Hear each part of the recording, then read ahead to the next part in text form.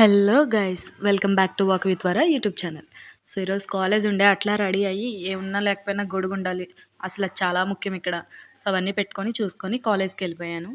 And పొద్దునంతా classes and evening labs చూసుకొని సాయంత్రం వచ్చేసరికి బ్యాటరీ లో అయిపోయింది. బట్ స్టిల్ రేపు ఎల్లుండి హాలిడే కదా, రూమ్ అయినా క్లీన్ చేద్దాము అని కేజ్ మొత్తం చూస్తున్నా. 2 నెలలు ఇంటికాడ ఉండేసరికి ఈ హాస్టల్లో ఎలకలు మొత్తం కార్డ్‌బోర్డ్స్ అన్నీ కొరికేసి పెట్టినాయండి. వచ్చాను, ఇంకా అవన్నీ సెట్ చేద్దామని తీశాను. అన్నీ సర్దుతుంటే నాకు యాక్చువల్లీ ఒక చిన్న మినీ బుక్ దొరికింది. అందులో యాక్చువల్లీ నేను ఈ కాలేజ్ జాయిన్ అయ్యే ముందు ఐ థింక్ 3 ఇయర్స్ బిఫోర్ అన్ని ఖర్చులు, ఎక్కడికెళ్తున్నాను, ఏం చేయాలి, ఇవన్నీ రాసి పెట్టుకున్నా.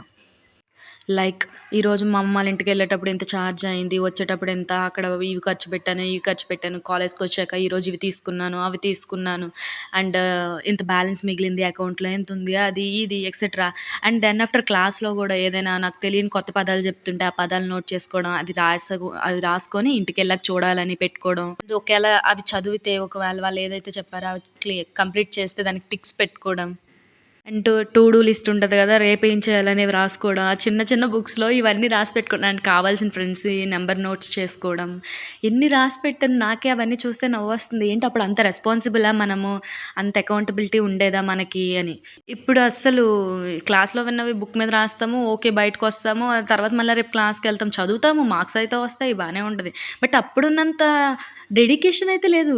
ఏమో స్టార్టింగ్‌లో అట్లా ఉంటదేమో. తర్వాత మెల్లగా చిన్నప్పుడు కాకరకాయ, పెద్దయ్యాక కీకరకాయ అయినట్టు అట్లా మెల్లమెల్లగా తగ్గిపోద్దేమో. మీరు కూడా ఇంతేనా?